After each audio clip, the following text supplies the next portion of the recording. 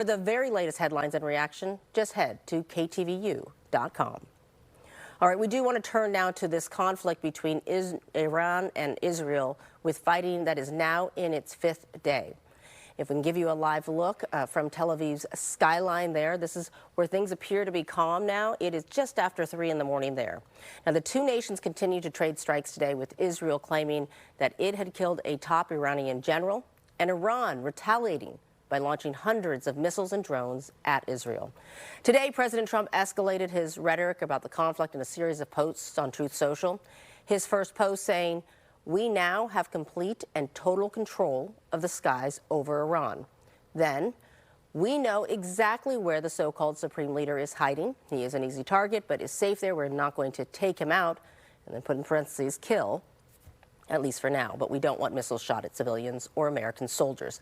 And then in his latest post about this issue, it simply says, "Unconditional surrender." While the president's comments are raising questions about the U.S.'s involvement in the conflict, USF's Stephen Zunas says it may be part of a larger strategy.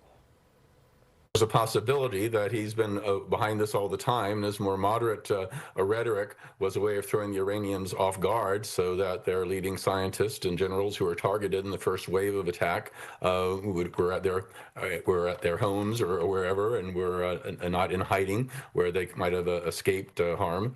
And the very fact that he also called for the evacuation of non-essential Americans from the embassy in Baghdad and elsewhere gave a pretty clear indication he knew it was coming. So it's very possible this has been in the works for some time.